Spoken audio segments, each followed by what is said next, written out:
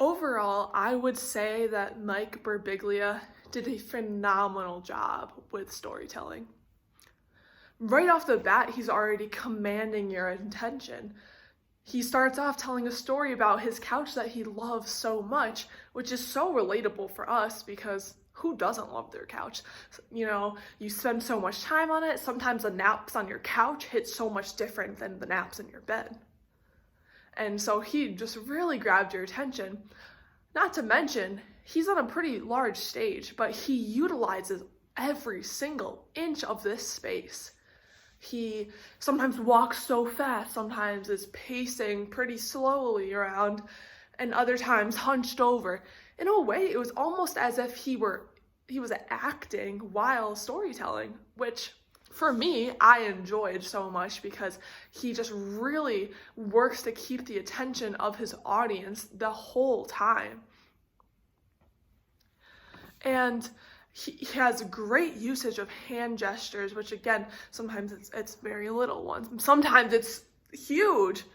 And sometimes he was sitting and standing, which really just added a lot of depth to the whole performance. I really enjoyed how his comedy really just came from his personal stories, because I think that's probably my favorite kind of comedy.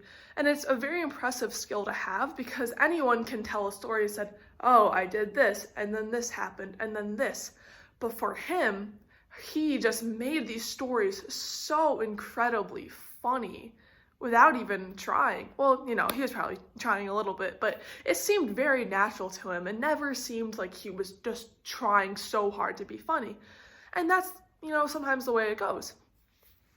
He had very good tones the entire time. And sometimes he would talk really fast, and other times he would really stretch out his words. He also sometimes was a little bit vulgar, but it was never too much that it made you uncomfortable. It was always pretty funny and pretty tasteful, because I know sometimes comedians just really rely on vulgarity to be funny, and sometimes it can be a little too much, a little off-putting, and can make you uncomfortable. But his was very tasteful, and it never was too over the top. And another thing that was very interesting was the depth of emotion that he had through his entire performance. When he said, one of these people was my wife, in referring to her pregnancy, that was so amazing because it just showed how excited he was that she was pregnant, because he knows that that was what she wanted more than anything. And just the relationship with his wife is so beautiful, and it has the audience sitting there just, you know, I want a relationship like theirs, because they just have so much love and comedy between them, and it just seems like something that you would almost see in a movie. And throughout this whole time, it just shows his journey over the span of maybe a few years, from never wanting kids at all, and you know, that's where he plays into a lot of this comedy and then up to the day where Una was born. And it really was just amazing to see it all. Also, I thought it was really funny that he brought up Hannibal Lecter when referring to his sleeping issues, where he literally had to strap himself into bed, which is funny because I literally had a dream about Hannibal Lecter trying to kill me last night. So when he mentioned that was pretty funny. And no one would ever knock Silence of the Lambs. It's a really great film, yet disturbing, and it was just so beautiful to see his relationship with Una and how it grew, and how he just was so adamant on not wanting kids, but it really changed when she came into his life. So overall, I was very impressed with his storytelling ability. It just captivates the audience right off the bat, and I loved how he used every inch of the stage, and how he was so engaging with his voice and his hand gestures, and he was even interactive with the audience at times, which was amazing. So overall, Mike Birbiglia, 10 out of 10. Wow.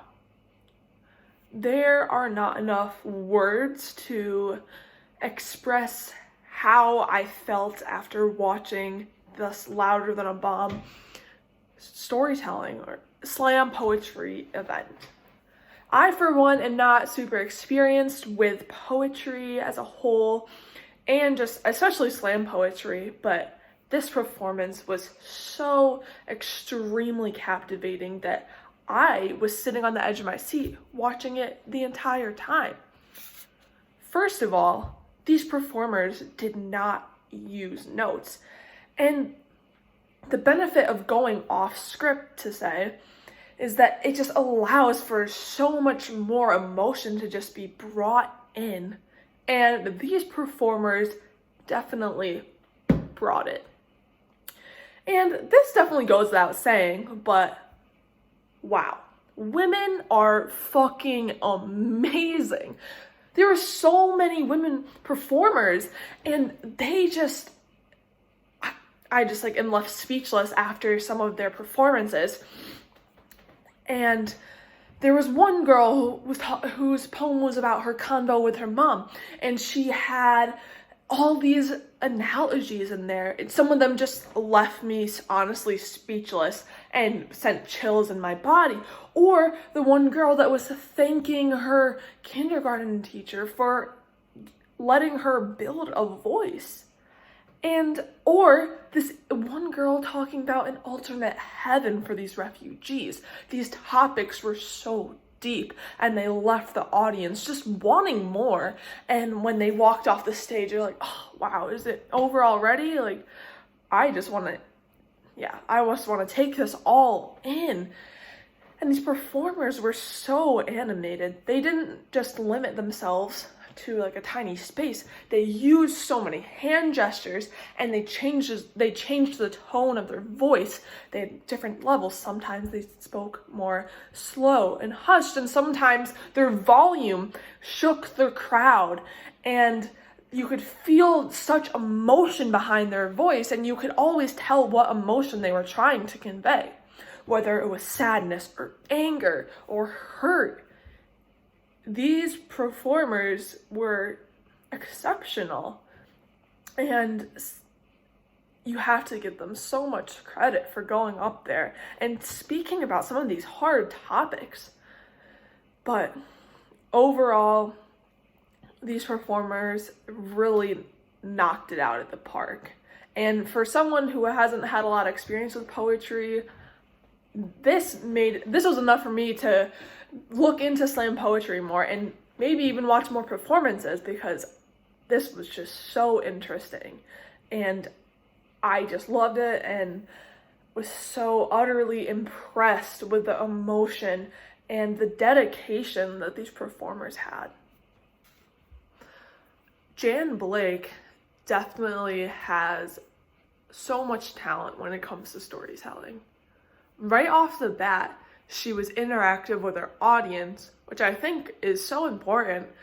Sometimes that's a really good and effective tool to just keep your audience's attention and just keep them entertained and focused on what you're saying the whole time. And she was pretty funny with them, being like, oh, like the lights are off, but I can still see you. Like, come on, guys, is that really the best that you can do? So she was pretty funny in that way. But she was very different than the other two storytelling videos that we have watched. The first one was completely comedy based, and the second one there was a lot of raw like pain and anger and kind of angst within the slam poetry. But this one was, pretty childlike, and it was very entertaining. I enjoyed the way that she interacted with the audience. I think it just really helped them to listen to her more. And even after her first story, I thought it was very interesting how she talked about this technique and how she's used it before to tell this exact same story to children. And they would come up to her after and say, oh, wait, like, what did this mean? I really like this. And they were so excited about the story. And that was so exciting for her, because sometimes they would come up and say, oh, well, what did this word mean? And she thought that was so cool, and that the children were so focused on the story that they were inherently like focused on learning in that sense. And every time it panned out to the audience, you could just tell that they were so fascinated by her. Just her range of emotion, her depth that she added to the performance. But I liked how she really brought it with this. Sometimes you could tell she was so happy telling the story. Other times she had a little more somber tones. There were big hand gestures. There were songs. You know, when she's singing about the lady rolling in the pumpkin, and she got her audience in on it. So I think this just was a very effective tool in gaining, or like in a way like building trust, or she even talked about in the beginning, building that community with the audience, and I think she was very effective in doing that. Her range of emotion within the performance was very impressive. She was able to really just convey extremely happy emotions and sometimes a little more subtle tones. And I really liked her usage of song and how she kind of was singing almost. And I thought that was impressive. Yeah, but I thought overall her pacing was very good too. It was a good enough tone that if there were, or a good enough pace that if children were listening in the audience, they wouldn't be too lost, but they wouldn't be too bored either.